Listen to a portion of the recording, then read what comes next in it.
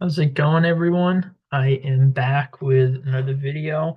This is going to be my week 12 recap video where I just dive into all the games that took place this past week and kind of just break down my thought process as to how the games went pretty much. So, just dive straight in here. First game was the Thursday night game between the Steelers and the Browns. Obviously, the snow globe game. It was weather-wise a crazy. Well, it was kind of a crazy game in general a little bit, but weather-wise, it was just a crazy game. One drive was like perfectly fine, just some flurries, some hail. I don't know, just kind of nothing really too bad. And then the next drive, it's just like there's snow everywhere. You can barely see the players. And by the end of the game, the field was just completely covered in snow. So it was a crazy game weather-wise. As far as the results of the game, I mentioned it when I wrote my article for this game. I think the Steelers definitely fell into the not necessarily trap game, but game where they play down to the level of their opponent. Browns obviously have been kind of a disaster this season. Steelers been much better. They're coming off a big win against the Ravens, big division win there, obviously. And they go into Cleveland on a short week against a bad Browns team, and they just did not play very well. They didn't play very well, and they lost the game. Kind of blew it though. Browns kind of had control of this game for the most part. I mean, the first couple of drives, the Steelers were Russell Wilson started off this game. He's like 8 of 8 for 100 something yards. He had a couple nice moon balls. One of them was to Pickens. So another one, he had two to Tavon Austin. One of them was for a touchdown to give the Steelers the lead late in the fourth quarter. Russell Wilson actually I thought he played a pretty solid game. He had 21 and 28, 270, a touchdown. Not much in the run game from the Steelers in this game. Only 45 yards from Jalen Warren, only 41 from Harris, so not too much going on the run game there. Steelers they had Fields going, well, a couple plays, but they had Fields throw deep on 3rd and 4 that pretty much would have gone a long way to ice the game. So that was kind of a questionable move. They also went for it on 4th and short. They brought Fields and he just kept it, tried to run with it, got stuffed. Yeah, I mentioned Calvin Austin. I might have said Tavon Austin now that I'm thinking about it. But Calvin Austin, maybe I didn't. I don't know. Calvin Austin had a pretty solid day. A couple of deep catches. Pat Freiermuth had a pretty solid game. Pickens pretty solid. Van Jefferson 2 for 39. That's pretty good. Jameis Winston had kind of, I guess, kind of a mixed game. His pick, I thought, he was definitely going to throw a pick in this game. It didn't come till late. Where the Steelers again, they were down 2 scores in the fourth quarter, and they put a touchdown drive together and then they've got a strip sack, recovered it, got a touchdown, had the lead, and then Winston threw a pick, and I'm like, all right, yep, the Steelers gonna win this game. They're gonna steal this one, no pun intended. But they had to punt, and the Browns ended up getting a touchdown, and then the Steelers they ended up getting in Hail Mary range, threw it in the end zone, just weren't able to get it. Not a great Hail Mary either. The receivers like weren't even there, and Pickens like fighting one of the DBs out of bounds per normal. So not a great look there. I was just gonna say something. Oh yeah, some kind of questionable clock management from Mike Tomlin. So it was 3rd and 7. Uh, then the or no, so yeah, I think it was 3rd and 7. Steelers stopped them. The Browns were short. It was going to be 4th and 2, and the Browns were going to have to either go for it. They're going to kick a field goal, probably go for it because of the weather conditions. But Mike Tomlin ended up, there's a penalty on the Browns. I forget exactly what it was, but he ended up accepting it. So it was 3rd and 5 or 3rd and 7 again. Instead of he could have declined it, could have been 4th and 2. And this is when the Steelers, the clock is becoming an issue and they're going to have to burn some of their timeouts. And then so he accepted it. So that's kind of a questionable move already. And then he burned a timeout with the clock already stopped. And then so they only had one timeout, and then the Browns ended up converting it anyway. So that was costly from Mike Tomlin and for the Steelers there. Yeah, so Winston played a pretty okay game, I guess. He had a couple nice throws. Nick Chubb, probably his best game since he's got back. Not a lot rushing, but he did have 2 touchdowns. Pretty solid from him. Jerry Jeudy played solid. Jordan Akins had a nice or no, that was Whiteheart had a nice play action catch. Jordan Akins played pretty solid too. Outside of that, not too much from a receiving standpoint from the Browns. Yeah, I mean, you just look at these stats here, you would think the Steelers won. It felt like the Browns, honestly, especially third down efficiency, the Browns only won a 10, but that one was the key one. I was just talking about with the 3rd and 7 that went a long way to help the Browns win that game. So just looking at these stats, you'd probably think the Steelers won. It honestly felt like the Browns were outplaying them most of this game. They definitely deserved to win. The Steelers, I think, would have stolen this game. Again, no pun intended. They ended up winning. So I definitely think the Browns did deserve to win this game. Steelers in these categories, obviously these three, they, yeah, total yards, passing yards, rushing yards, they had more yards per play, even for both teams. First downs, even. Steelers better 3rd down efficiency. So this is a big difference. The 4-4 for the Browns on 4th down, that's obviously going to be key. Total plays, Steelers had more. Yeah, pressure was also an issue for the Steelers in this game too. It seems like Russell Wilson might hold the ball a bit too long sometimes. Yeah, the Browns had 3 turnovers and they lost the game. So one of their fumbles was I'm pretty sure it was Cedric Tillman, and it looked like the Browns were going to at least score a field goal on that try, and the Steelers got the ball out, punched it out. So that was big. But yeah, just not a great performance from the Steelers. I'm not too concerned. I think they'll be fine. I think this was just kind of an off game for them. And maybe the Browns playing with a bit more urgency. Not, well, I mean, technically, they're not eliminated from the playoffs, so obviously they're not going to make the playoffs. But maybe playing with maybe not urgency is a good word, just a bit more motivation maybe to beat the Steelers, division rival, hurt their playoff seeding something like that. But the Browns ended up picking up the win, so nice. Bruins won. Yay, go Bruins 6-3 over the Islanders. There we go. Good bounce back win. But anyway, good win for the Browns. Obviously, their season's pretty much over.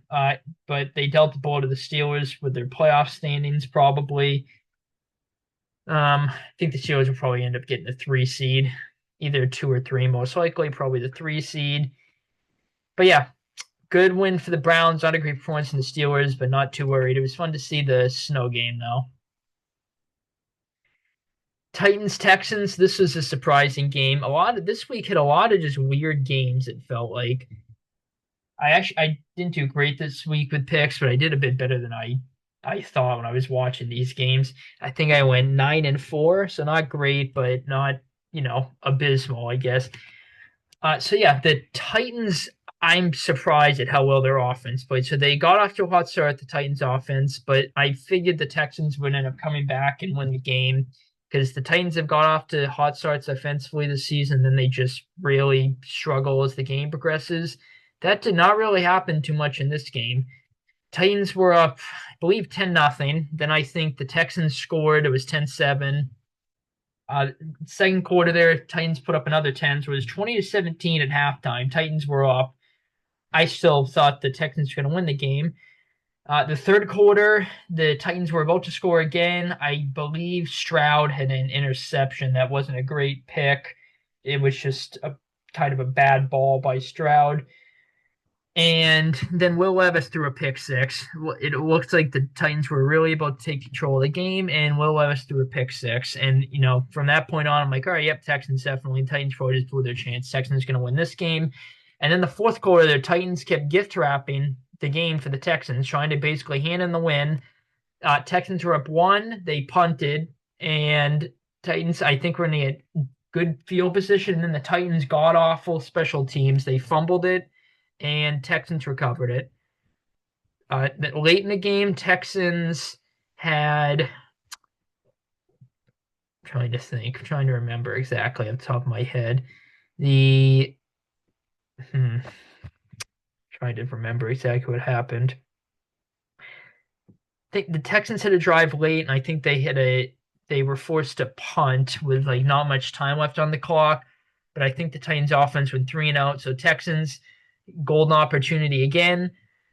They scored a touchdown with Nico Collins, but it got called back, overturned from a penalty, and the Texans ended up having to settle for a field goal. And Fairbairn missed it. He missed it, and after that, the Titans' offense again failed to get a first down. I think they went three and out, and the Texans' offense got a golden opportunity again. And Stroud ended up taking a safety, and that was the game from there. So the Titans really tried to give this game away, it felt like. Texans just could not take advantage and win the game. And something's just been off. Even when the Texans only had one loss, I was saying something just feels a bit off with this team. Now it's really showing.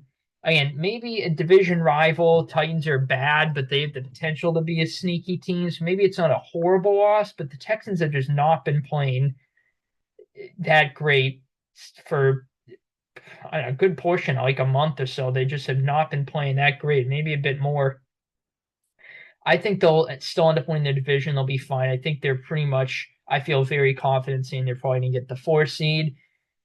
Titans just a good gritty win. Will Levis has been looking better and better the past couple weeks. So if he keeps playing like this, they're going to have a decision to make if they want to move on with Will Levis for next year or not.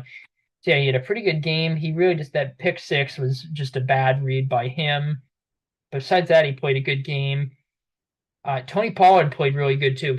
24 for 119, 5 yards a carry, a touchdown. So Tony Pollard played really good.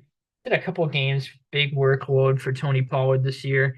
Ridley played good. Conquo, he had a touchdown. Yeah, it was in the fourth quarter. Just a little play action pass. Willis got it to him, and he went 70 yards, scored. So that was insane. Westbrook Akine only caught 2 passes, but 48 yards. That'll work. Tyler Boyd, pretty good game too. Texans, yeah, Stroud, kind of a mixed day. He had a couple bad balls, but he had a couple good ones too. Not a great game from Stroud. This was a bit surprising. Pretty much nothing in the run game for the Texans. That was kind of surprising to me. They had to shut down the run game. The Titans defense did. Again, Titans have had a pretty stout defense this year, but I did not expect them to completely shut down the Texans run game. Nico Collins played good. Tank Dell played good though. And outside of that, not too much from a receiving standpoint, really. You can see from the stats here, I think the Titans definitely deserve to win this game. Yeah, they outplayed them in these stats here. Literally, like every stat, pretty much. This third down efficiency is pretty much a wash for both teams, but just the Titans just. Oh, and again, penalties. That's another problem for the Texans. Even when they were winning, they had a good amount of penalties. That Bears game stands out in particular, week 2.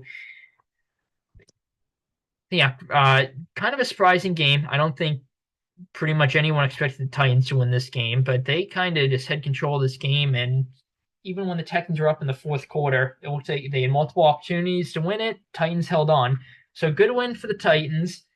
Probably nice to stick it to your division rival. They're kind of in the same spot as the Browns, where their season's pretty much over, but they can stick it to their division rival, so fighting for playoff position. So good win for the Titans. Texans just really gotta clean some things up here, though. Oh boy, this is kind of a crazy game. So the Vikings tried to hand this game to the Bears in any way they could. It felt like the Vikings were in control of this game pretty much the whole game.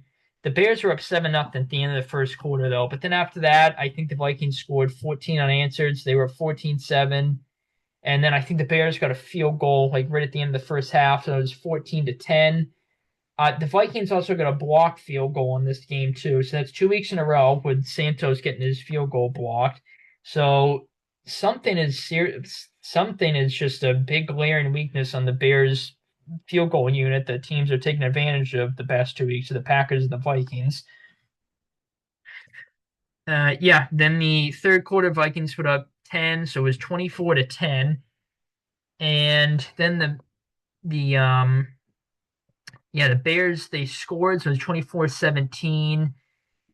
And then Vikings ended up having a pretty clutch drive. They got a field goal out of it, so it was 27-17.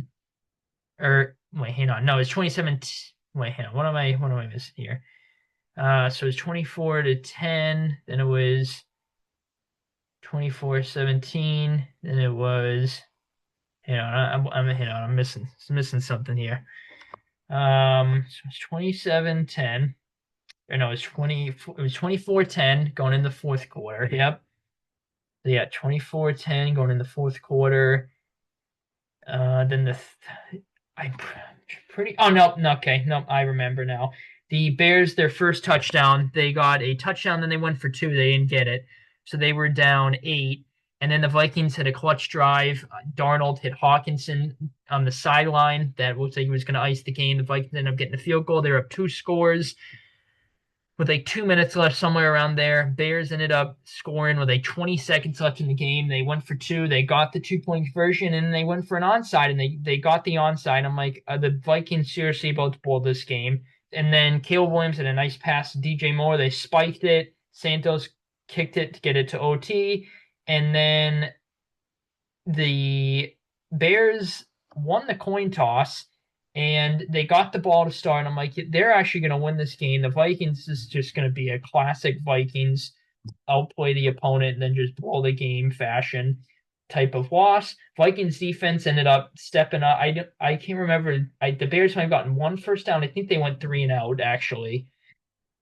And Darnold got the ball back. He had a pretty clutch drive, had a couple of third down conversions where the guys were wide open on the Vikings. In the first one, it was 3rd and 10, and Eberflus took a timeout, and I think it was Addison caught. He was wide open, so not great defense there from the Bears. That's kind of been their calling card this year, their defense, even though it's kind of fallen off since that Hail Mary a little bit. And Vikings end up getting the field goal range, and they kicked the field goal to win the game. They're 9-2. They are keeping pace with the Lions. You're only a game back. I think the Lions are going to win the division, but Vikings are. I don't think anyone expected them to be 9-2. So very impressive on their part. Bears. Oh boy, Bears. They are. I definitely think Matt Eberflus is getting fired after this season. So, just ever since that Hail Mary, their season just completely collapsed. They just fell off a cliff. Oh boy, I feel bad for the Bears. They had so much potential this year. I thought this was probably a playoff team going into the year, and it looked like that up until the Hail Mary game with the Commanders. But they unfortunately are now 4-7. They haven't won since their bye weeks, before their bye week. So yeah, Sam Darnold had a really good game in this one. He ended up getting hurt. Nick Mullins came in. He threw a pass. It was just a check. It was 3rd and 13. It was just a check down to Aaron Jones, and he ended up getting the third down conversion. So I think that was when it was a one-score game. So that was big. And then he had a handoff. Then Darnold came back. Aaron Jones had a really good game too, over 100 yards, touchdown, pretty efficient, about 5 yards per carry if you round up there. Yeah, Jordan Addison went off. He had a good game. Hawkinson, good to see him having a good game, working his way back from his ACL tear. Jefferson, he's very quiet game in this one. He only had one catch at the whole entire regulation, another one in overtime. So teams are just really trying to take away him the past couple weeks, it feels like. Yeah, then nothing pretty much from the receiving standpoint. Caleb Williams actually had a really good game, I think. He's been clutch the past 2 weeks when he's needed to move the ball and put up points. He's done so. He had a good game in this one. He was their leading rusher too, so that's usually a problem.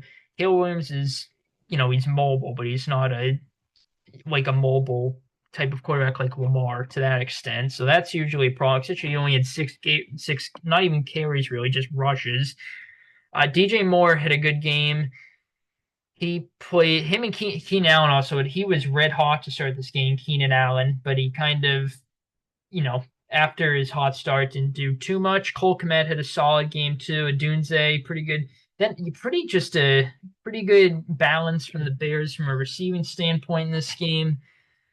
But yeah, Moore and Allen, I was going to say they've been pretty consistent. It's only 2 games and the new coordinator change. They've been pretty consistent from a receiving standpoint the past 2 games under the coordinator change. You look at the total yards here. I mentioned I think the Vikings definitely deserved to win this game. They were in control. They would have the Bears would have stolen this game, I think, if they ended up winning, which they probably are due to steal a game that they probably don't deserve to win with how much they've gotten the Packers field goal, the Hail Mary, the Commanders. They mentioned it during the broadcast, just the morale deflation they must feel after that. And they just keep getting plays like that to happen. It's just going to be absolutely demoralizing. But yeah, you get the stats here. The Vikings outplayed them by, not a great margin. I think a decent margin. Stats might be a little. I mean, the game went to OT. The Vikings, when you're up 11 points under 2 minutes left in the game, I think that's score right there kind of indicates how the game went for the most part. Um, yeah, pretty similar in stats here. Not a great down or great third down efficiency from either. Actually, the Vikings is okay, but not much. Yeah, that's pretty okay, decent for the Vikings. Bears not too great. Um, yeah, penalties not too great for the Bears. Vikings not, you know, I mean that's fine, I guess. Uh, yeah. Oh yeah, fumble. The Vikings can right down the field now. And is it their opening drive? It was either their opening drive, their second offense drive, and Jonathan Owens just ripped the ball out of Aaron Jones' hands, and he also got a pick, but it got overturned from a penalty too. So that way he would have he probably would have been NFC Defensive Player of the Week, honestly, if the Bears ended up winning this game. So who knows? But yeah, good win for the Vikings. Keep pace with the Lions. Bears, just another demoralizing loss. Thought they were going to honestly steal it once the game went to OT. So just a demoralizing loss to the Bears there. Oh boy, this is a crazy game. So I don't think anyone expected the game to be this high scoring. It was 10-9 entering the fourth quarter. Cowboys. The Cowboys definitely deserved to win this game. They outplayed the Commanders. The Commanders are coming back down to earth a little bit. Not even a little bit. I would say a good amount. Like this game, they looked like the team we expected them to this season. The Cowboys have obviously not been good basically the entire year, but especially since Cooper Rush, especially has been playing quarterback. He did. I mean, the offense is just not done much this season. Again, especially since Rush has took over at QB, and the Cowboys' defense obviously not been very great. It pretty much shut the Commanders' offense down most of this game. It's just that fourth quarter. I don't know what the hell happened. That was just a wild quarter. I think there was 5 touchdowns under 2 minutes. It was like the first game. I forget the exact stat, but it broke some stat with scoring. It was insane. So yeah, the Cowboys were up 2 scores late, and Commanders ended up getting a touchdown. Then they kicked it. Turpin bobbled the ball, and then he did the nastiest spin move like I've ever seen, and ended up taking it to the house, scoring a touchdown. I'm like, all right, yep, there we go. The Commanders just lost this game officially, pretty much. Honestly, after they scored, I thought their defense was gonna force a stop, and they were ended up winning the game. And once they went down 2 scores after the Turpin touchdown, I'm like, all right, surely that's it for the Commanders. So then with like a minute and a half left, they get into field goal range. They had 2 timeouts and they kicked a pretty long field goal. So I understand the strategy there, trying to save time to get, you can have a reasonable amount of time to try to make your way down the field, score a touchdown. But I think they should have at least taken a couple more shots at trying to get into the end zone there. I think they kicked the field goal a little bit too early, but they ended up getting the ball back, and Jane Daniels hit Terry McLaurin on the sideline for like an 80-yard touchdown, and Seibert missed the extra point. He also missed one early in the game too. I believe it was. Well, no, it was the third quarter. He missed an extra point. Commanders ended up getting a touchdown. I believe their opening drive of the third quarter. Dallas also had a field goal block in the first quarter, and then they had another one where Aubrey just missed it. So that was early on. I'm like, Jesus, the Cowboys just cannot catch a break right now. But and then even after that Seibert touched, or the Seibert touch, and the Seibert missed extra point, the Commanders obviously had to go onside, and well, there was like pretty much no. I think there was like 20 seconds left in the game. They had no timeouts, and the Cowboys ended up getting the onside, and they returned it for a touchdown. They should have just gone down to win the game. You can just kneel the ball out there. And so if the Cowboys were up 8, so 34-26, they were up 8, and the Commanders ended up getting in Hail Mary range, and it was just short of the end zone. It ended up getting picked off, but that was should I understand probably you get an onside kick and you see an open field in front of you, you can score a touchdown. But the smart play would have just been to get down so you can kneel the ball out. But yeah, this was just a crazy game in that fourth quarter. Just absolutely wild. Cooper Rush actually had a pretty solid game. Commanders defense played a pretty solid game too. If you look at the scoreboard, you're not going to think that they played pretty good up until the fourth quarter, pretty much. Rico Dowdle, he's been getting it going a little bit. He had a pretty solid game in this one. Good workload for him. CeeDee Lamb, not a lot of yards, but pretty solid day for him. Schoonmaker, pretty solid. Jalen Brooks had a deep reception, so that's pretty good for Jalen Brooks. Not too much from a receiving standpoint outside of that. Jane Daniels, at one point, I think at the end of the first quarter, he was like 3 of 6, like 20 something yards. And he ended up throwing a pick on a screen pass. So it kind of got ripped out of Brian Robinson's hands. So it wasn't maybe entirely on Daniels, but he just, even when they were winning, I was saying Jane Daniels, just from a passing perspective and a stat line, is sometimes not putting up great elite passing stat lines like the media is hyping him up to be. And again, I don't want to seem like a Jane Daniels here. I think Jane Daniels has been balling out for most of this year. And I think he has a very bright future. I just think maybe people are hyping up a little bit too much. Seems like the Cliff Kingsbury offense is kind of getting figured out, and that's exactly what happened in Arizona. Started off hot with a mobile quarterback, and then teams kind of figured out game plan for it, especially a rookie quarterback, Jane Daniels. So it looks like the Commanders, the game plan's out on them. They really struggled offensively in this game and the Philly game, and even the second half of that Steelers game a couple weeks ago. Ever since then, they've been showing Terry McLaurin. It's going to be a bit deceiving here. If you take away that 80-yard touchdown he had, he really did not do too much in this game. Just the whole Commanders offense didn't do too much. Noah Brown played a solid game, though. Ertz, not a lot of receiving yards, but 6 catches. He had a touchdown. That the good thing is for the Commanders, though, when they absolutely needed to move the ball to score in that fourth quarter, they were able to do it. So that's a positive sign for them. Um, yeah, rushing, really nothing outside of Jane Daniels scrambling. You look at the team stats here. Again, it looks like the Commanders outplayed the Cowboys, but the Cowboys had the lead most of this game, and they had control of the game pretty much. They were up 2 scores late in the fourth quarter. I think that is pretty telling of how the game went. And again, a lot of these stats are very close. And just based off these four, you'd probably think the Commanders won.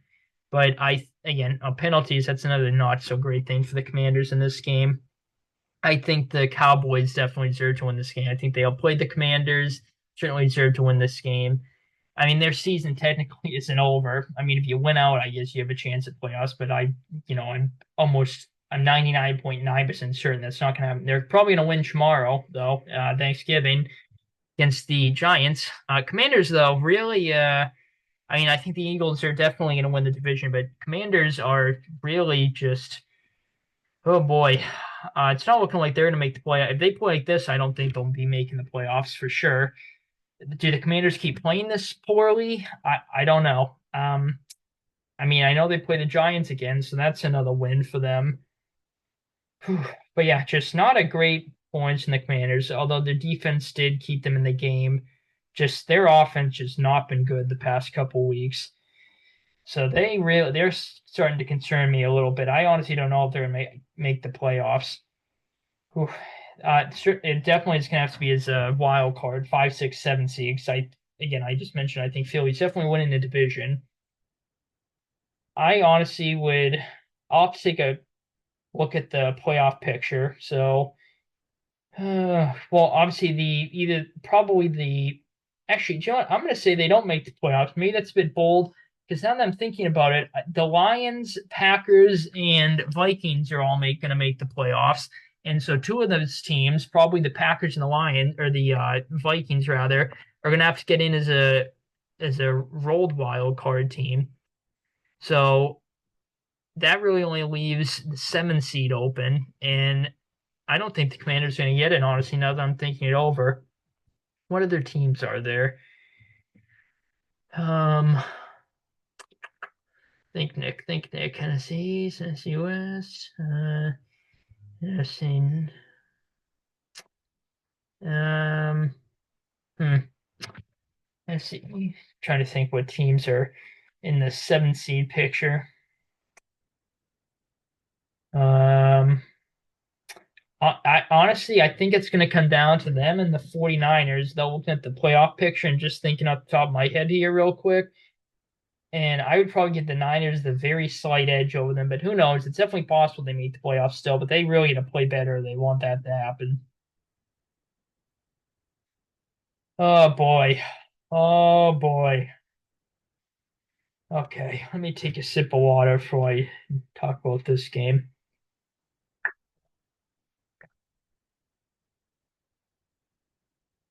Oh boy. Oh boy, oh boy, oh boy.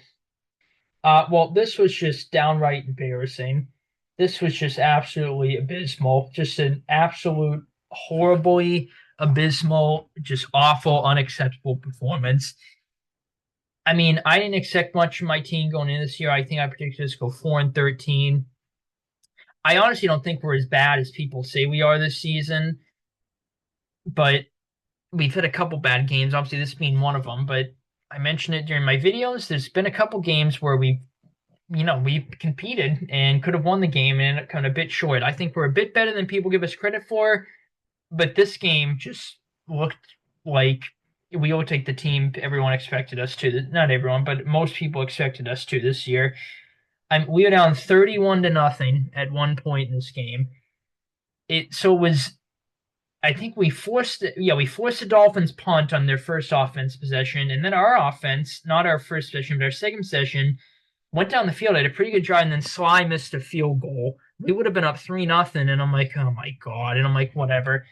And then the second quarter, the Dolphins scored 24 points. Our offensive line has been an absolute disaster all year, was a disaster in this one to the point where we just signed another practice squad guard and released the great Michael Jordan. We can't even block with Michael Jordan, the basketball goat on our team, apparently besides Al Horford. Al Horford's the greatest basketball player of all time. But yeah, our offensive line is just a complete disaster. Dolphins defense, I mentioned it during a couple of my videos. It's not been great this season, but it's had a couple games where I'm like, this is a pretty solid defense, has the potential to be. They showed that in this game. Again, they pressured Drake May a lot. How many sacks did they get on us? Yeah, they had 4 sacks, but the pressure on May was insane. Yeah, we had 5 punts. Dolphins, a lot of their punts came in the second half. And they were up 31-0 at one point, so maybe they took their foot off the gas a little bit. It was 4th and 15, and May ended up scrambling and pulling one out of his ass. He found Austin Hooper like at the 1 yard line. He ended up getting in the end zone after he caught it. And then we had a scoop and score with Gonzalez. And then we actually did run a pretty cool reverse pitch play for a 2 point conversion. And at that point, it was 15-31. And there was like 10 minutes left in the game or somewhere around that. And like, there's no friggin' way we're going to come back in this game. And then we forced a punt. We're at like the Dolphins 40. I'm like, there is no way this is going to, or maybe it was our 40. I'm like, there's no way this is going to happen. So you're only down 16 at that point. And then we ended up we went for it and fourth and get it. And then the Dolphins ended up getting a field goal, and it was pretty much game from that point on. They won 34-15. Uh, Pretty much no one played good from our team, but May didn't have the horrible. He did have cut his pick was not a pretty one, not a great pick there for May, but he actually I think played a decent game considering how bad the score was at one point. Pretty much nothing in the run game whatsoever. Just absolutely nothing. Just bad rushing day for us. Again, we were down 100, so couldn't really run the ball either. Pop Douglas, pretty solid game, I guess. A lot of it came, again, the Dolphins probably let their foot off the gas. Just not necessarily garbage time, but probably prevent defense. Hooper had a pretty solid game. He's had a couple sneaky games, a couple good catches during the year. That Chicago play action one was a nice one a couple weeks ago. I mentioned that touchdown, so pretty solid day from him. Hunter Henry's been kind of our bread and butter this year. He's been pretty good. Not great, but a pretty solid day from him. Bourne, not great, but again, not horrible. And then nothing really outside of that. Um, yeah, Tua had a really good game, obviously. Tua is now 7-0 against us, which really annoys me because I've never been the biggest Tua guy. I don't think I've never really thought he's like an elite championship level winning quarterback in the NFL at least. And he's 7-0, so that gets friggin' obviously rubbed in my face all the time by on social media and such. But what annoys me is the majority of the games maybe not a majority, but some of the games that he wins, he just has not even played that well against us either. Not the case in this one, obviously. He torched us in this game. Uh, the only good thing is rushing. We really did not allow much rushing for the Dolphins in this one, so that was good. But from a receiving standpoint, we just got absolutely torched. Waddle, I talked about it during my predictions video. I said one of these guys, either Hill or Waddle, is trying to be wide open every play. And majority of the time it was Waddle. He had 8 for 144 and a touchdown. So he torched us. Our old guy, Jonnu Smith, who's had a pretty underrated year, he torched us. A lot of it came in the first half. Tyreek Hill, not great for his standards, but pretty solid game, I guess. Um, yeah, I mean, honestly, if you just look at the team stats, it's honestly closer than what I would have thought. I mean, again, the score's a bit misleading. They outplayed us by more than 19 points in this game. Total yards, Dolphins had it. Passing yards, Dolphins had more. We had more rush yards somehow. Yards per play, Dolphins had definitely beat us in that category. Felt a lot bigger than a 1.4 yard per play difference there. First downs, that's pretty telling. 9 more for the Dolphins. 3 of 14. That's a problem on third down for us. Dolphins 4-12. Not great either, really. A lot of these stats are honestly closer than I thought. Yeah, penalties. That's a problem for us too. We had a holding penalty on a drive. We actually looked pretty solid, if I remember right. So that, of course, happens. Feels like every game this season, at least once. Yeah, honestly, these stats are a bit closer than I thought. We just were down 31-0. I was just actually embarrassed and like sick to my stomach watching this game. Like literally, I think the last time I was this sick watching the Patriots was to the Saints last year, and we lost 31-0 at home. And then before that, probably 2 years ago now, when we were playing the Heat in the conference finals, and it was game 3 in Miami, and we lost by 100, just got blown out. That game, I was legitimately sick to my stomach, and that was the series where we ended up winning 3 in a row. And Derek White had that insane tip in. Oh my God, I got I thought we lost. I didn't think he got it in time, so I was so pissed off. And then when I saw that the replay and he got in, I literally I can't remember the last time I was that happy. Besides just winning the championship, and not to get off topic here. And then I was saying to one of my buddies, shout out Colby if you're watching this video. I was saying to one of my buddies for like 2 hours after that. I was saying to all my friends, oh my God, I was for sure thought we were winning game 7, and then Tatum hurts his ankle on the first possession. We would have probably lost to Denver anyway, but oh my God, that would have I would have been so happy if we came back down 0-3, only team to ever do so. But anyway, not to get too off topic here, this was just absolutely embarrassing. Glad this game is behind us. Glad we don't have to play the Dolphins again because they always give us issues with Tua for whatever reason. So I'm glad we don't have to play the Dolphins. Our season's obviously over well, I mean, technically not over, but from a playoff standpoint. But obviously, we're not going to make the playoffs. But yeah, I mean, I'll still be rooting for my team to win as many games as we can. Just like, we're undefeated. I'll still be pulling for them just as much because I love my team so much. But this was just absolutely awful, just unacceptable, embarrassing. Dolphins, what's that? 4 in a row for them now, or 3 in a row for them. Yeah, they beat the Rams. Yes, okay, 3 in a row for the Dolphins now, and they've looked pretty good there in this win streak. They're obviously making a playoff push. They play the Packers tomorrow, so that'll be an interesting game to see how that one goes. Yeah, they'll probably have to. I mean, obviously they went out 11-6. That'll get you in the playoffs, but well, most likely. But what was I just gonna say? Um, they can probably afford one loss. I don't think 9-8, maybe, but I think 10-7 is going to be the 7 seed record. It looks like so. Dolphins probably drop one more game, but they definitely are a playoff threat right now. But yeah, just an awful performance by my team. I was just absolutely embarrassed watching that game. Oh boy, Chiefs Panthers. So all right, so obviously, if you guys watch any of my videos, I hate the Chiefs. I'm the biggest Chiefs hater of all time.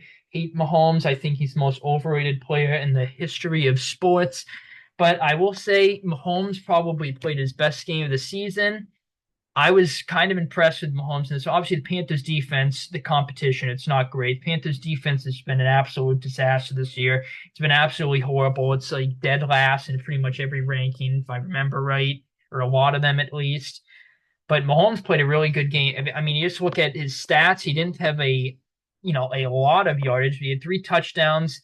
He had 27 completions. He had a pretty good game in this one. Kareem Hunt, Pacheco's coming back for their game Black Friday against the Raiders. It said they're going to split the carries between the two of them. I was always interested to see what they're going to do with Hunt when Pacheco comes back because Hunt's been getting a massive workload since he's came back to the Chiefs. He had a fairly solid game in this one.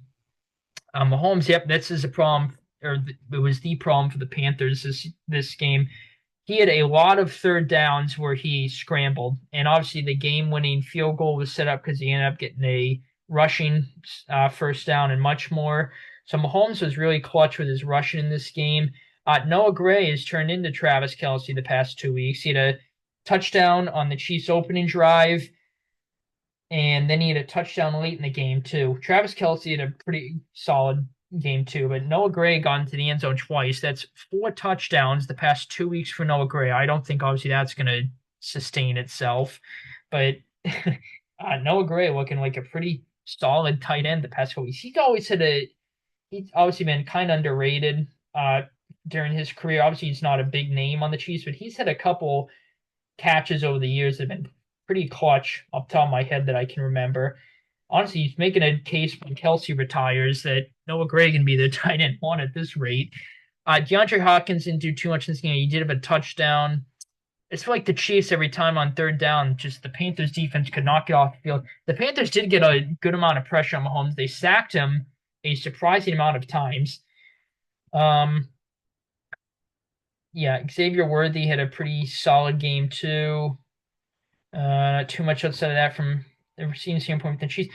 Bryce Young, if you just look at the stats here, you're not going to think he played a great game. But honestly, besides that Packers game last year, I would honestly say this is his best game as a pro. Obviously, Bryce Young has struggled most of his career as a pro, so it's not, the bar isn't too high. But I think this is probably Bryce Young's best game as a pro. He had a couple nice throws in this game. He had one late. It was a third down, and the Chiefs do the normal thing of just sending a heavy blitz on third down. There's pressure right in Bryce Young's face, and he ended up throwing the ball to the receiver before he even broke on his route, and he ended up completing it pretty. It was a good distance down the field too. That was big from Bryson. And then fourth down, it was 4th and 2. Panthers had to have it, or the Chiefs were just gonna win the game. They would have kneeled the ball, ran the clock out, of the Panthers didn't convert it. And Bryce Young had a pretty good throw to Thielen, and then he tied the game up late too. Obviously, they were down 8.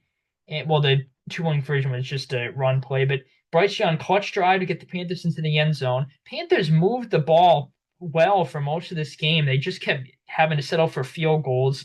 They only got 2 touchdowns. It was their opening drive of the third quarter, which was very long, and then late in the fourth quarter to tie it. Even when the Panthers tied it, I knew Mahomes is gonna end up going out on the field and score.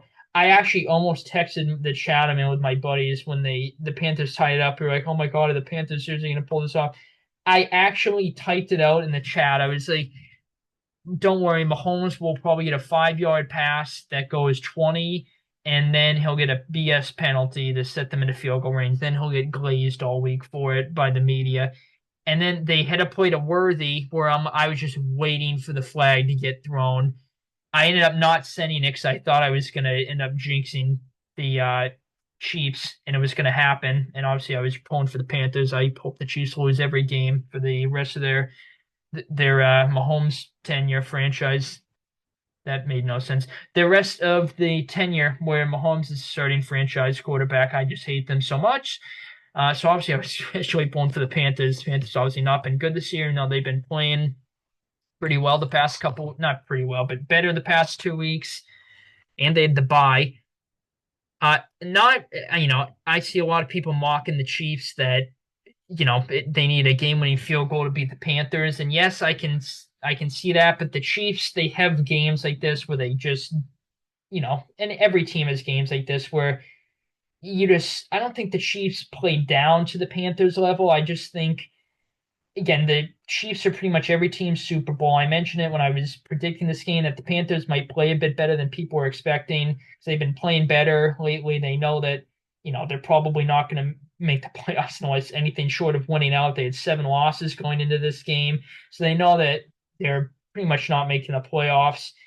So from the rest of the season, from a playoff perspective, you don't really have too much of a chance. But maybe you can get a win in this one. You can go into that with the off season, build off of it. That you beat the back-to-back Super Bowl champs. So yeah, the Panthers, I think this is pretty much their Super Bowl this year, and so I think they played better than they normally would have. And I don't think the Chiefs played down to the Panthers level. I just think every team is a game like this where they play a bad team close and they end up narrowly winning, and then everyone just panics. It's kind of like the Steelers Browns. Obviously, the Browns I think have been better than the Panthers this year. They have the same record, but I think the Browns have been a bit better than the Panthers this year, even though the Browns have been a disaster too. But yeah, but again, I was saying that game. My point is, I'm not concerned with the Steelers. I don't want to say I'm not concerned with the Chiefs because I wish I was in a good way. I hope, again, I just mentioned, I hope the Chiefs lose every game because I hate them so much and hate Mahomes so much.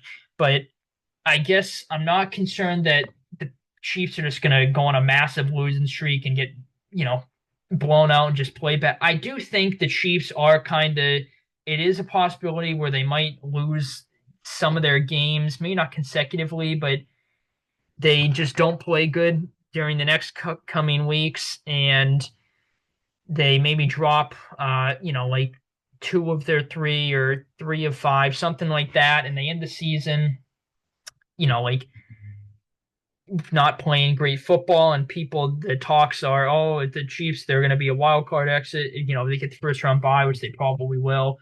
They're going to be a first round exit or the first game exit after the bye in the divisional round. So yeah, not to get too ahead of myself here, but again, the Chiefs have not played great for most of the season, and they end up winning games ugly. I thought this game was honest. I could either see the Panthers win this game close going into it, or the Chiefs blowing the Panthers out, or the Chiefs narrowly winning. I definitely did not see the Panthers blowing the Chiefs out. I just thought that, I don't know, my gut was kind of telling me this game was going to be a bit closer than people thought.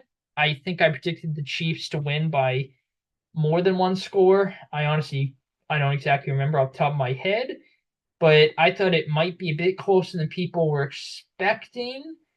And yeah, that's pretty much exactly what happens. Again, I'm not too concerned with the Chiefs only winning off of a game-winning field goal, walk-off field goal to beat the pretty much horrible Panthers team. And even though they have been playing a bit better the past couple weeks, I think the Chiefs will be fine. They'll probably end up finishing like 14-3, 13-4, something like that. But yeah, not not a not a Chiefs fan. If you guys can't tell, so I hope they end up struggling. Um, yeah, Chuba Hubbard, pretty not great game from him, but decent game. He had that touchdown late that helped tie the game there. Actually, yeah, the Panthers, Bryce Young had 1 touchdown. It's the third quarter one. So the fourth quarter, I might have said he ended up getting them into the end zone. He got them to the end zone, but the Chuba Hubbard ended up getting a touchdown there. David Moore had a pretty solid game. Thielen, pretty solid game. Leggett, pretty solid game.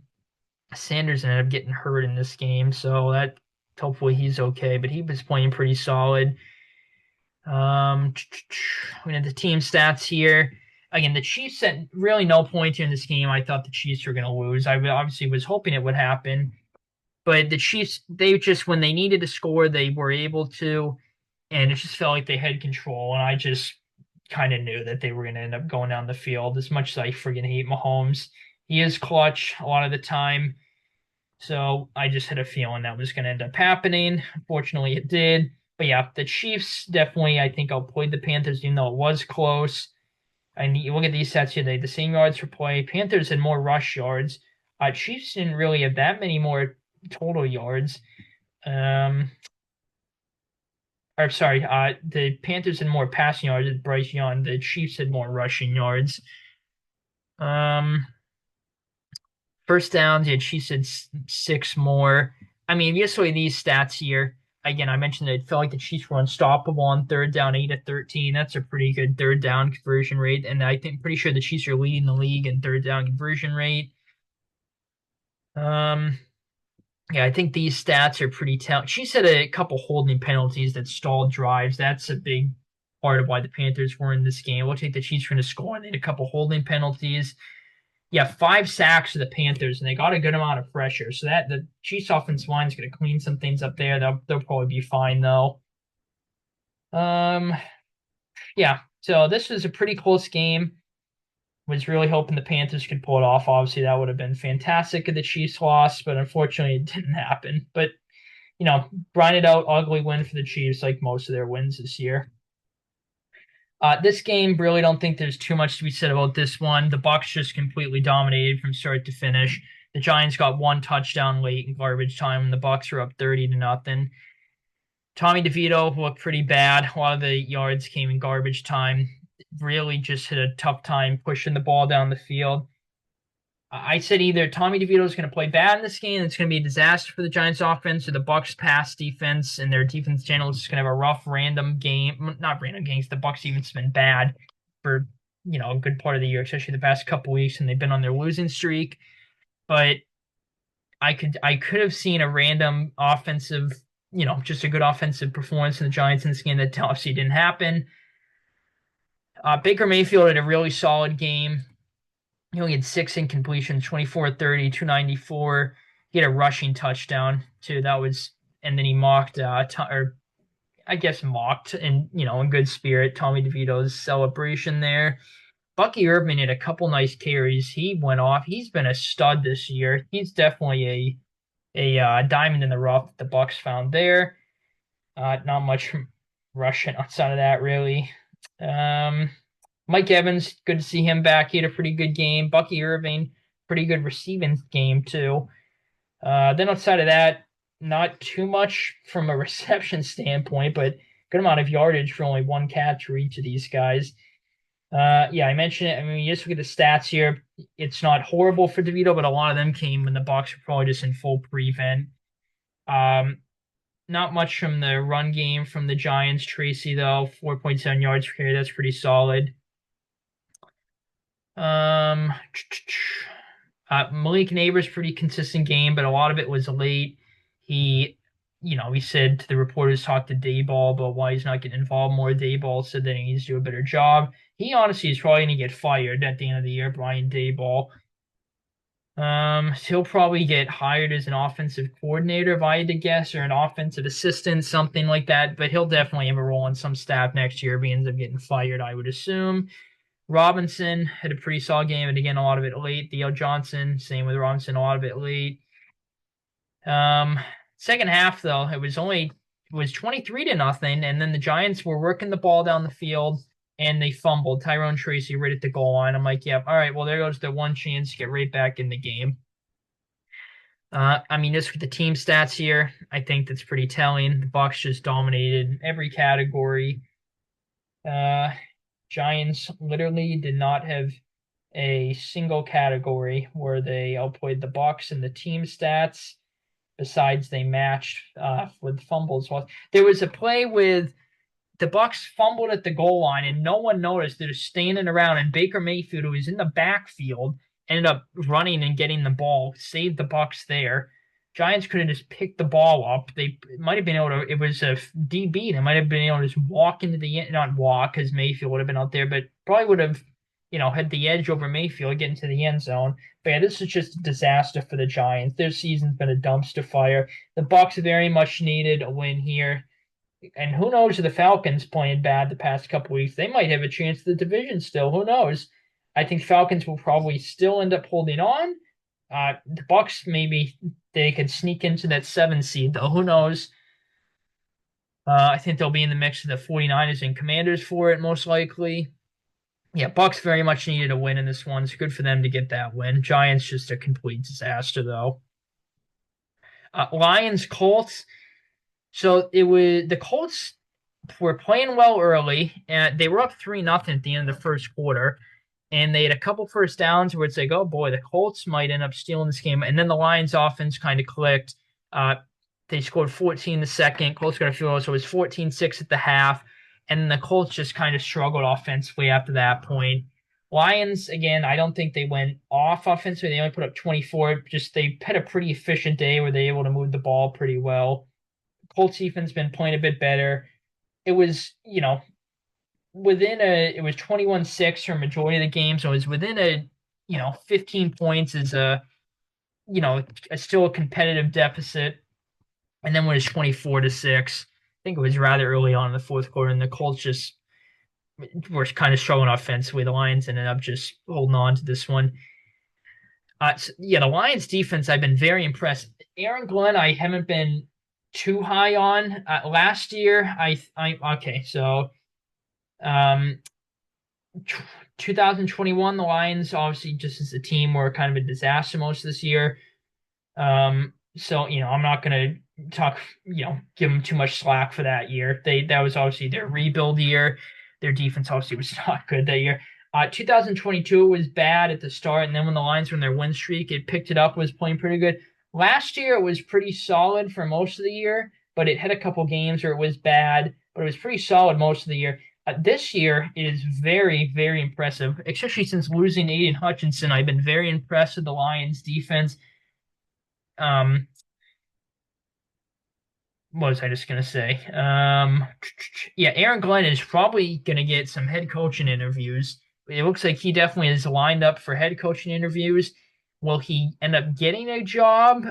I would probably lean towards he's going to stick with the Lions. Maybe, I don't know. That's kind of hard to predict. I would say he's maybe has another year with the Lions, but I figured for a 100% certainty, Ben Johnson was going to get a head coaching gig next year. But a report came out today that said he's going to be very selective about, what team he wants to be a head coach of. So he might stay with the Lions.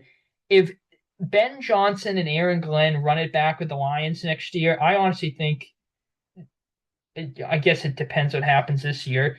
But honestly, if I had to pick a team to win the Super Bowl right now, I'd probably pick the Lions. If they end up winning the Super Bowl this year and both those coordinators run it back, they would have to be the betting favorites to repeat next year. And again, not to get too ahead of myself, but that would be insane to see with how awful the Lions franchise has been. It's so good to see them being a elite team. Most people have the Lions as the best team. But yeah, get to the player session. So Goff played a pretty solid game. Gibbs had a good game. Montgomery got hurt in this game. He didn't really do too much. He did have a touchdown though. Gibbs went off. I'm gonna need like a Herculean performance from him the rest of the year. One of my fantasy teams. So I want a chance at the championship. Jameson Williams, pretty solid game. Amon-Ra, pretty solid game. Tim Patrick, solid game. So again, just a really nice balance from the Lions receiving standpoint per usual. Again, Anthony Richardson, really not a great game from a completion percentage standpoint, under 50%. Not great in that department, obviously. He was their leading rusher too. Jonathan Taylor, not much from him. And outside of Pittman, not really too much from a receiving standpoint. Richardson, he looked great against the Jets last week, and then not too great in this game against a really good Lions defense. So again, the team stats here, pretty telling of how the game went, I would say. Colts actually had 0.1 more yards per play. That's maybe a bit surprising. But yeah, the Lions outplayed them in pretty much every category. 15 more first downs. Wow. Really good third down efficiency for the Lions. Penalties, that was an issue for the Colts. But yeah, this game, I thought honestly the Colts had a really good shot. And the way the game started, I thought the Colts were going to end up winning the game the way the game started. Going into the game, I talked about it during my predictions video, and I was talking about this game. I thought the Colts had a pretty good chance at just winning the game and pulling off the upset. And I thought, they were going to maybe take control, hold it, Lions make a late push. The Colts end up holding on to get a big win. Obviously, that didn't happen. The Lions are just in control this whole game pretty much outside of the first quarter, very shortly in the second quarter from that point on. So the end of the game, the Lions were in control. So yeah, Lions, they take care of business every week. They play tomorrow. They play the Bears on Thanksgiving. Obviously, they had a slip up on Thanksgiving last year against the Packers. So hopefully the Lions, that doesn't happen to them this year. That'd be nice. They actually could win on Thanksgiving. Colts just gotta start really stringing together some wins. They really can not afford to most likely lose another game. They're gonna have to pretty much win out if they want to make playoffs. I don't think they will, but it will be interesting to see how I guess both teams their season progresses, but more so the Lions, obviously, more at stake and more expectations, more hope. But yeah, hopefully the Lions end up just keeping at the level they are, which I think they will. They'll probably drop another game or two, but maybe three. But they are I'm very impressed with the Lions. Okay, I need a sip of water here.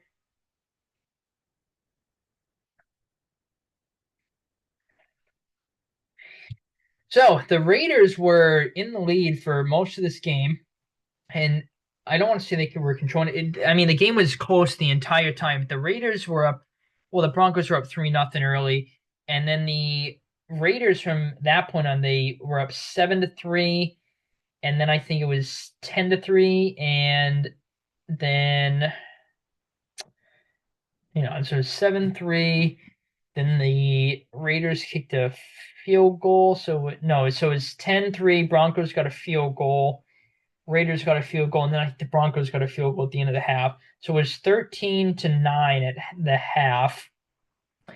And yeah, the Raiders defense was playing a pretty solid game against Bo Nix and company. And then the third quarter came, Minshew had a bad pick. Broncos ended up scoring a touchdown to Sutton off of it. Then yeah, the fourth quarter, the Broncos ended up, yeah, they just put the game away pretty much. They were up 2 scores, and the Raiders ended up, so I'm trying to remember exactly what happened. So yeah, it was 16-13. Broncos entering the start of the fourth quarter.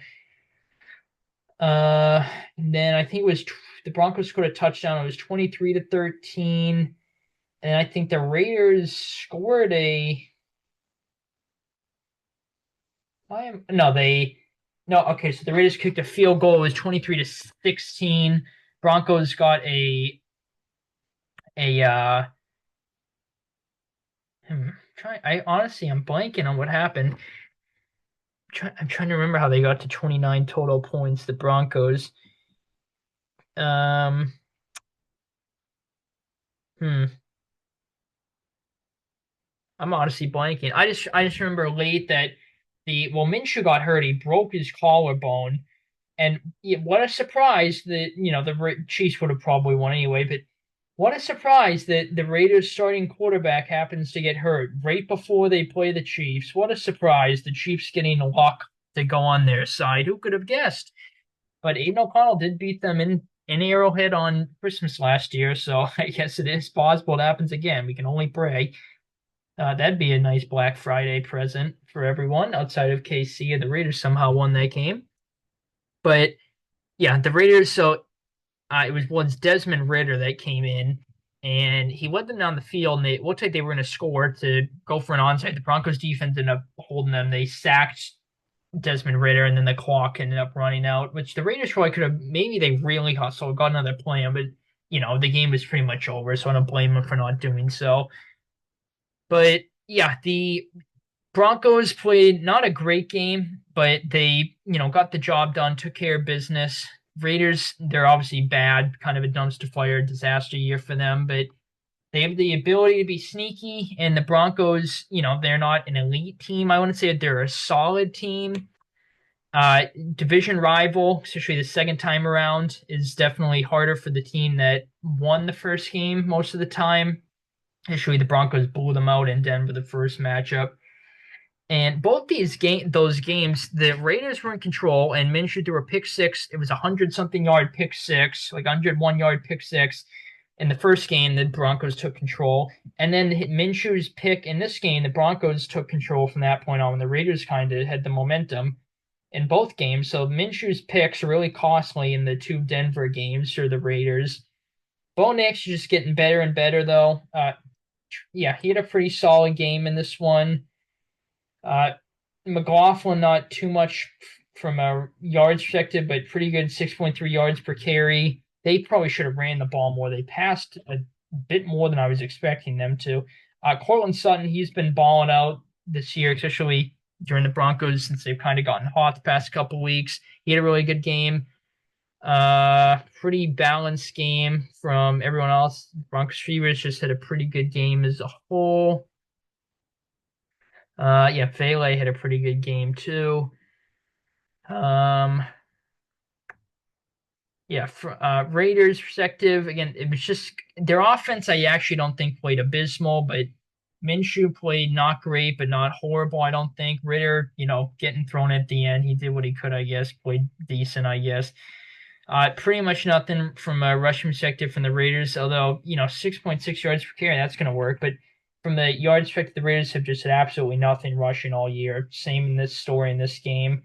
Jakobi Meyers, he had a really good game. Trey Tucker had a good game. Bowers, not a great game, but decent.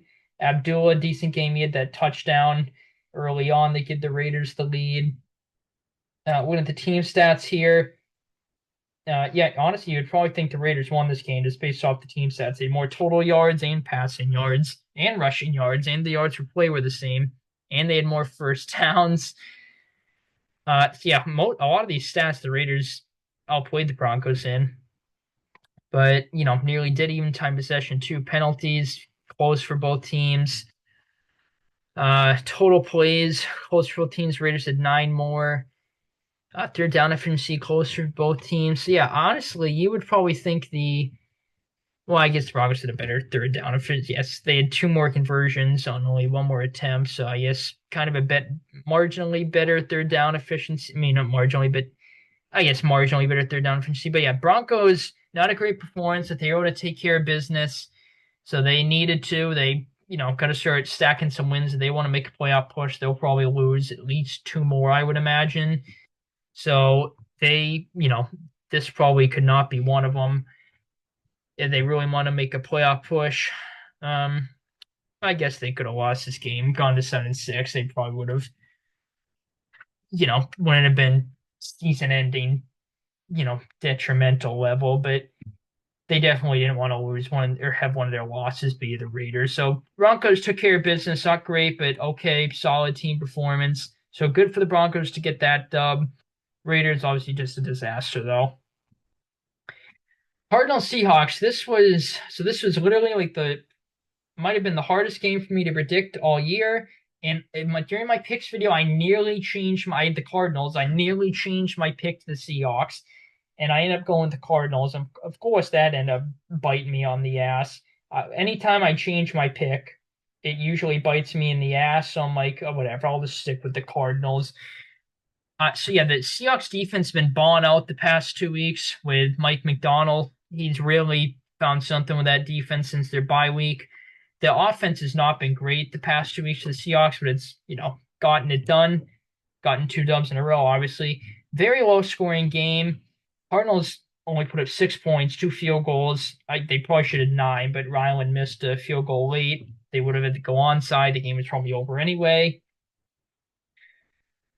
Yeah, so the Seahawks were up 7-3 at halftime, and then they scored 6 in the third quarter, 2 field goals. So they were at 13-3, and they were about to score a touchdown again. That the way the game was going, that would have gone not ice it, but would have gone a long way in securing a Seahawk win, and Geno threw a pick in the end zone. I thought that was going to be the turning point. The Cardinals were going to end up getting momentum and probably steal the game, but they didn't. Seahawks defense ended up coming up clutch. Kyler Murray didn't really have a great game. His pick, it was not a great pick. It was fourth down and ended up being a pick six. Seahawks read it, played it very well. Pretty much nothing from a rushing perspective for the Cardinals. Trey McBride had a really good game, though. Michael Wilson, only 2 catches, but 54 yards. Marvin Harrison Jr., pretty solid game. James Conner, again, nothing in the run game, but pretty solid receiving game. Again, Geno Smith played a pretty solid game. His pick, though, was not a very good pick. Not a lot in the run game, pretty much very little in the Seahawks department there. JSN had a good game. Metcalf had a good game. Kenneth Walker, a good receiving game. So pretty good balance here. Tyler Lockett does his normal thing of, getting semi-involved, at least semi-involved in every game, just being consistent, making catches. On a big catches. Pharaoh Brown, my old guy from the Patriots, he was pretty solid for us last year. He had 2 for 19. Jake Bobo, 1 for 8. Excuse me. God, my friggin' throat is killing me. Friggin' weather's starting to get to my throat here. Pretty, not a lot of totally hearts from either team here. Very definitely defensive battle in this one. Very defensive battle game, interesting to watch. Pretty close for both teams in all these categories.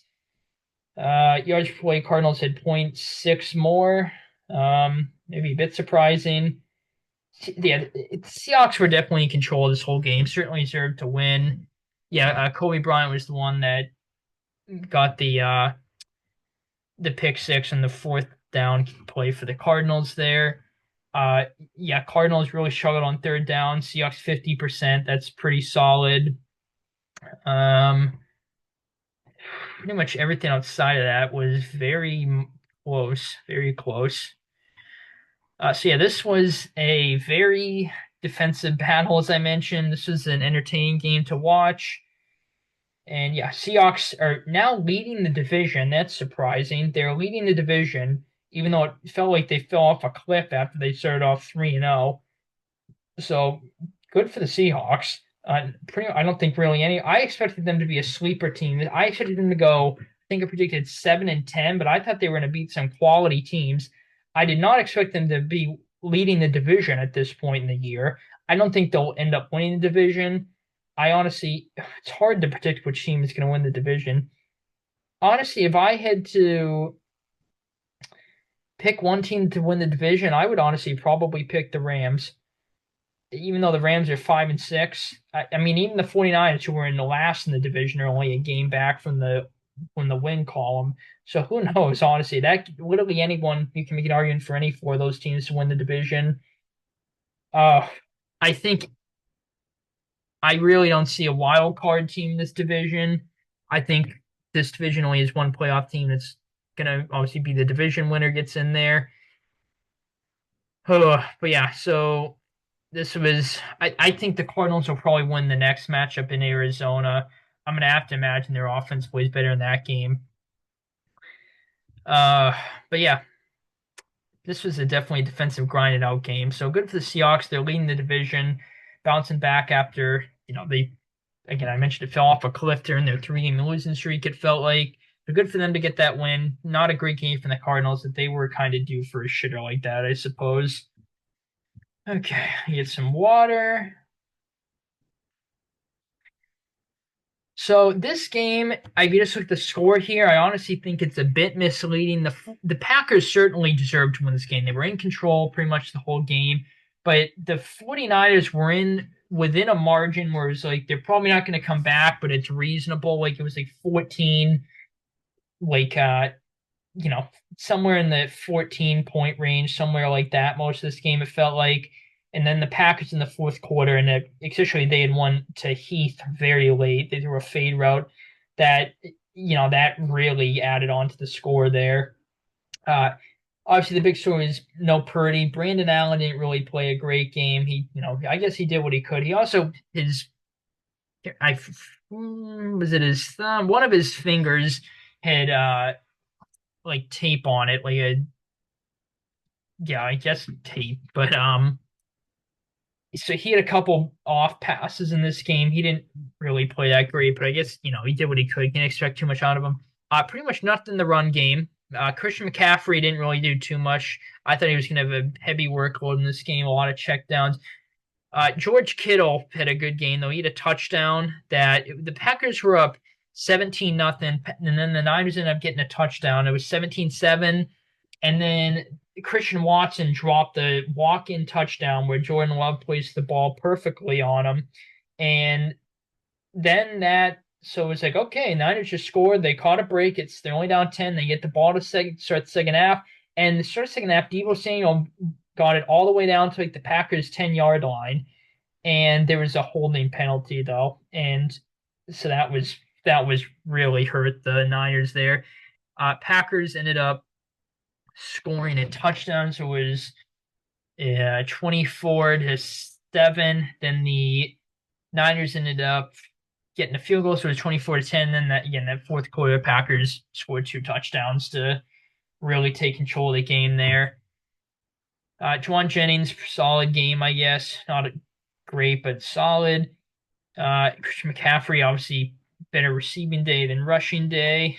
Deebo, again, just another kind of head scratching game from him. Besides that kickoff return, I guess. Jordan Love, I mean, just look at his stats here. If you take away these two touchdowns, it's going to be, geez, Jordan Love did not play great. Maybe the game was close. Nope, not really.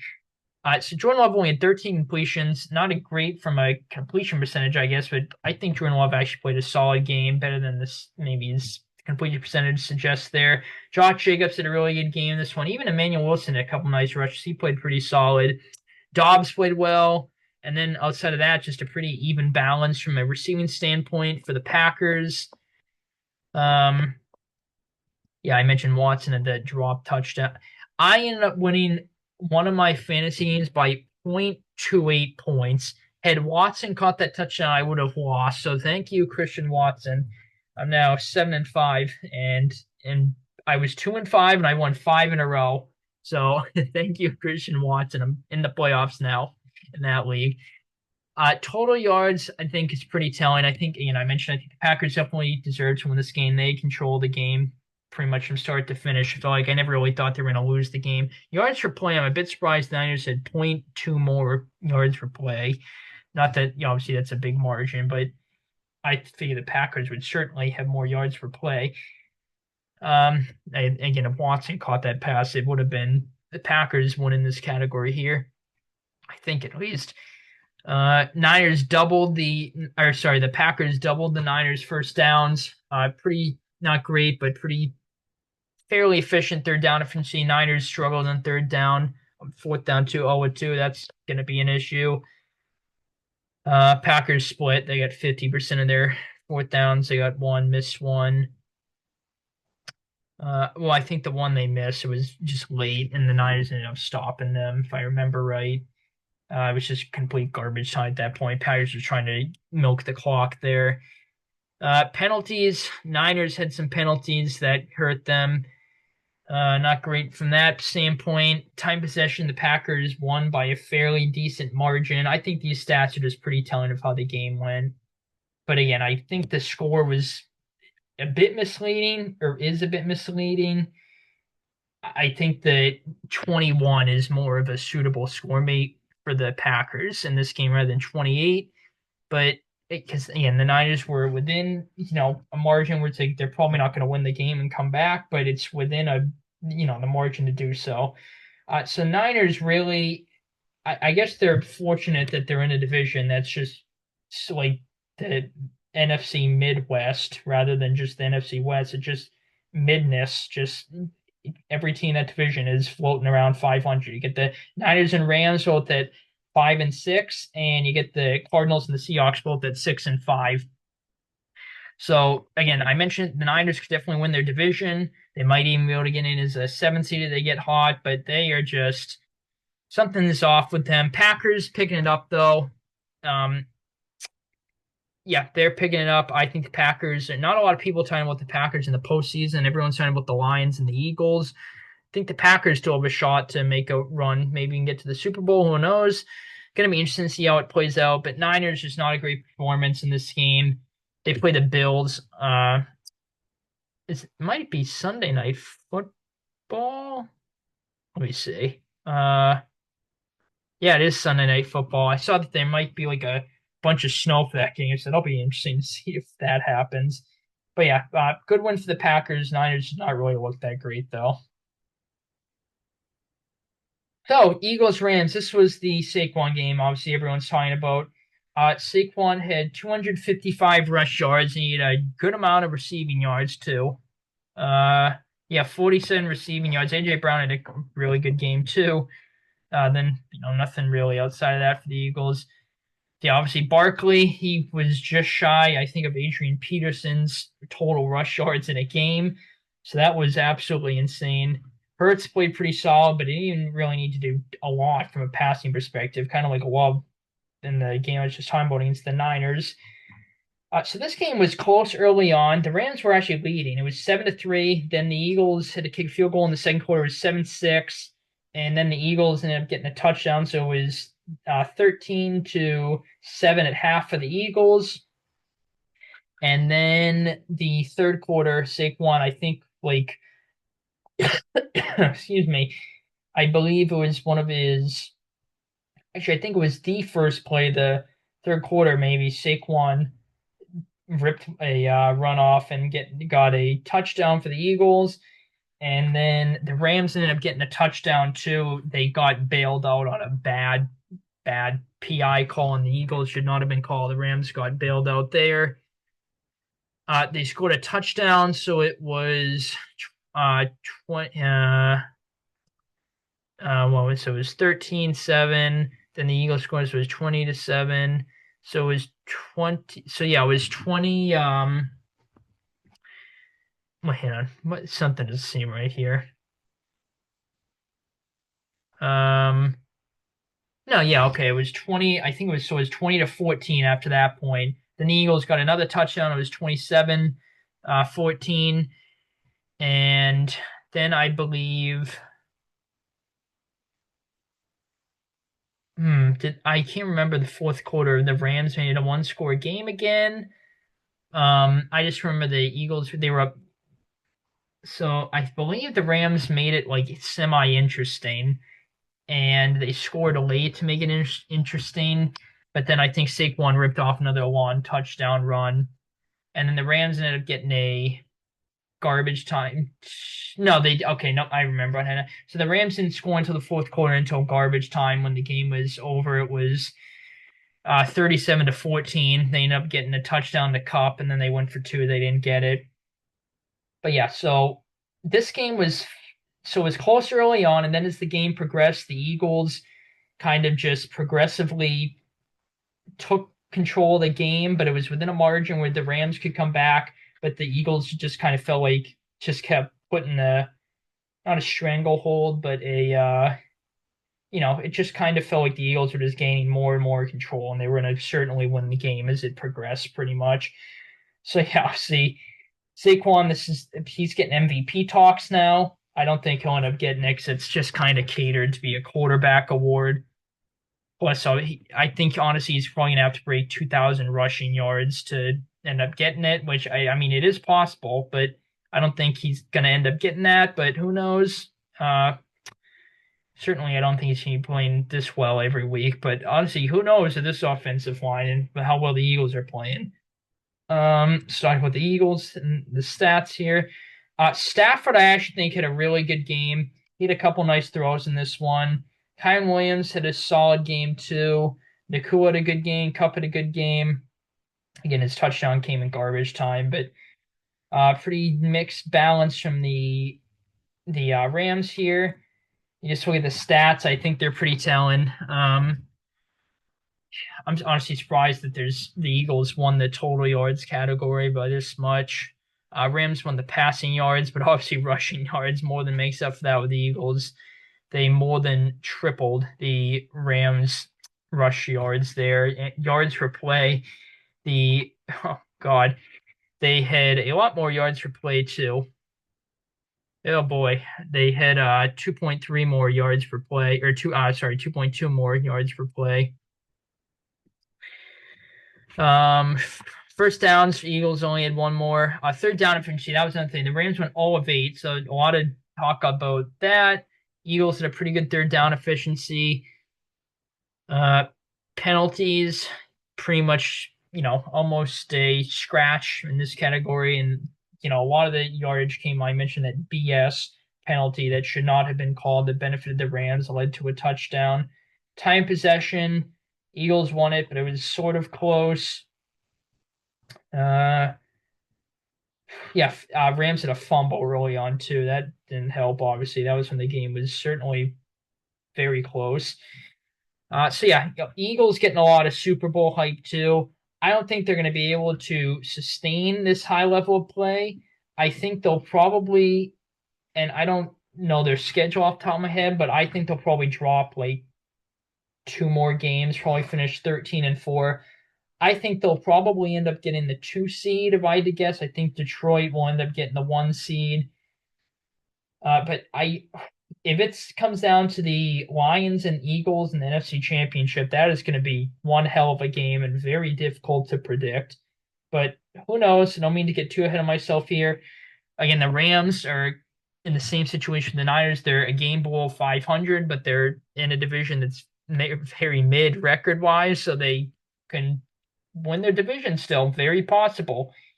I think the Rams will make the playoffs. I think they'll end up finishing 10-7 without looking up at their schedule off the top of my head. I think 10-7 is pretty.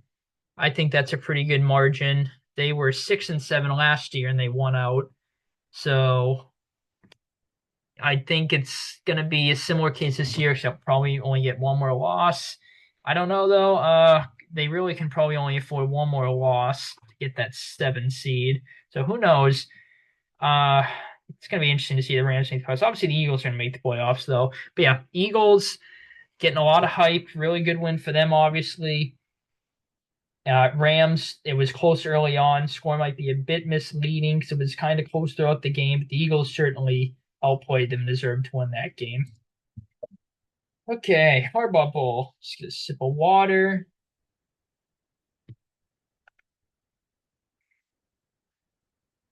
So this was a bit similar to Eagles Rams, not in the margin, but actually, well, okay, maybe I shouldn't say that. I'm thinking about it a bit more. So the Chargers were up 10-0 to start this game. They came out on fire. They were playing very well. They were up 10-0, and then the Ravens scored 14 straight. So they were up 14-10. And then the Chargers had a nice drive at the end of the first half. They got into field goal range, got a field goal off. So it was 14-13 at halftime. Two teams matched each other with 2 field goals in the third quarter. So it was 17-16 entering the fourth quarter.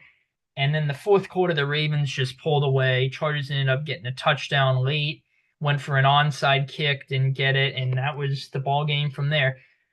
So the Chargers defense the past 2 weeks has kind of slipped up a bit. That ever since the second half of the Cincinnati game, it has not played very great. It had stretches during this game where it played pretty good. It got a couple stops, made the Ravens really work for it.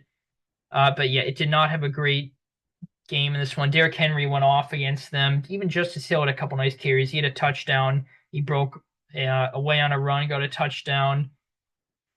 Lamar had a really efficient game. Pretty solid day from Flowers, Andrews. Bateman had a nice touchdown grab in the second quarter there. Pretty decent balance there from the Ravens, from the receiving core. Herbert, I actually think played a pretty, not elite, but solid game. J.K. Dobbins, that's a big story in this game. He was having a good game, and then he ended up getting hurt in the second quarter. And from that point on, the Chargers' run game was pretty much non-existent. But Herbert, I think, actually played not great, but a pretty solid game. McConkey played good. Will Dissly played good. Josh Palmer played good. So pretty good balance from the Chargers from a receiving standpoint. You look at the total yards, I think it's pretty telling that the Ravens certainly outplayed the Chargers in this game. I think they deserve to win for sure. Um, it's relatively close to these categories here, besides rush yards. The Ravens just killed them with the rush yards. But very close in a lot of these categories here. Yeah, almost dead even in time possession. Yeah, penalties killed the Ravens. They even had a touchdown with Derrick Henry that got overturned from an illegal formation, which of course I just needed that from my parlay to hit in this game. Derrick Henry scored a touchdown every game this year except this one, and of course he does, and it gets overturned. Of course, that's my line. I'm pretty sure that was Justice Hill touchdown's the only one he's gotten this entire year, if I remember off the top of my head.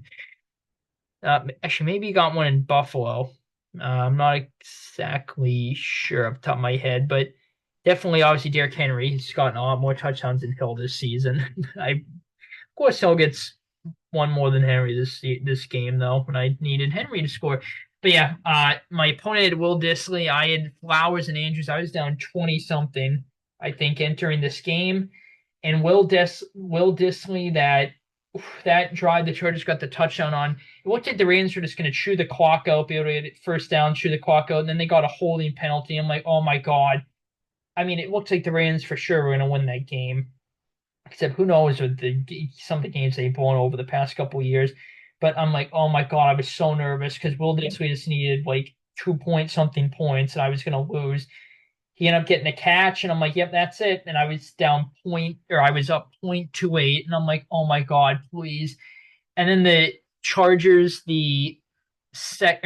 Will Dissly didn't get any catch on the train. And then the Chargers, their drive, they scored the touchdown on. I'm like, oh my God, please. Will Dissly caught a pass on 2nd and 20, got some yardage. I'm like, oh my God. Then that was when I was up 0.28, and he didn't end up getting a target or a catch, and I won by 0.28. I was so relieved. I'm so sorry, Adam, if you're watching this video. I feel so bad. I would have been absolutely devastated. But anyway, back to this game. Chargers, again, I think they probably got a bit lucky to win against the Bengals, and McPherson missing 2 kicks. I think if McPherson even made one, let alone both his kicks, the Chargers probably would have lost the game, but who knows? This game was close pretty much the entire game. Chargers just fell a bit short.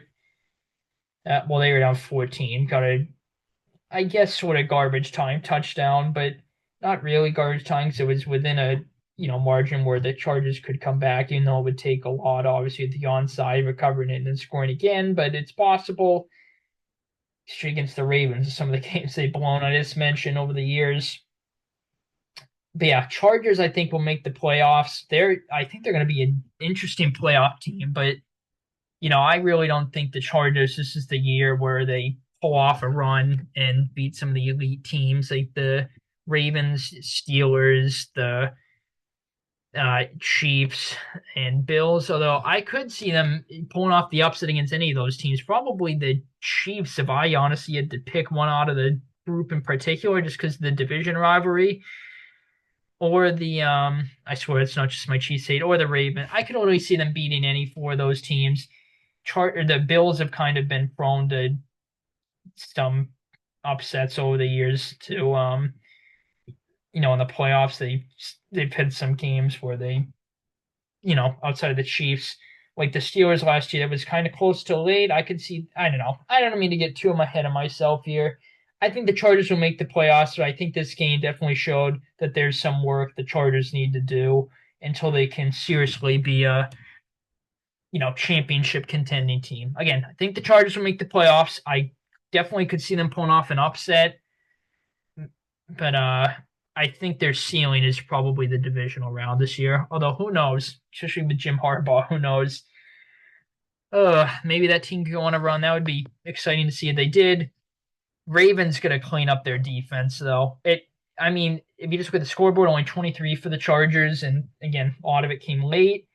But they had Quentin Johnson I think he had like 3 drops in this game. He had 5 targets, he had 0 catches, and a lot of them he was wide open. And one of them, I think he would have had a walk-in touchdown, so that's on the Ravens defense again, kind of a just either a bad call or blown coverage, something wrong there. They caught a break. Although it has kind of played better the past 2 weeks, the Ravens defense, but it definitely has been a problem for them this year. Penalties too. I mean, Ravens are certainly going to make the playoffs, barring something unforeseen, like an injury or something. Knock on wood, that doesn't happen. I'm obviously not a Ravens fan, being a Patriots fan. But yeah, it's going to be interesting to see.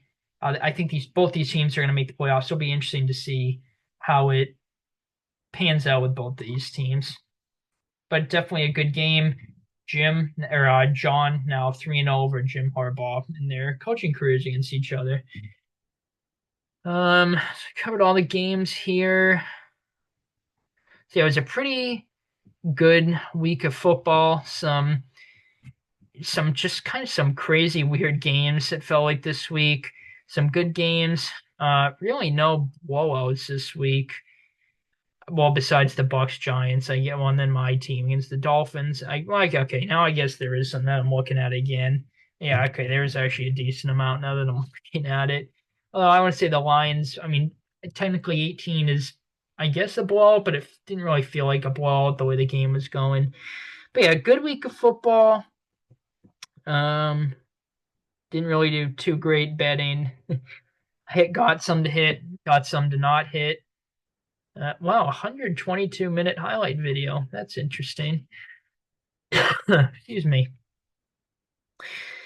Yeah, fantasy I did good though, at least. Picks didn't do great, but not abysmal, as I mentioned, 9-4. So yeah, pretty good week of football. I'm gonna end this video here, but I'm gonna record my video, probably a quick video, I assume. I'm gonna do my video predicting the games tomorrow for Thanksgiving and the Black Friday game between the Raiders Chiefs. So be on the lookout for that. Yeah, I'm gonna record that now and this one now. So yeah, I will end the video here. Thank you guys for watching, for tuning in. Hopefully you guys did good betting with your picks, fantasy, all that good stuff, as I always say. Thank you for tuning in. Hopefully you enjoyed, and take it easy, guys.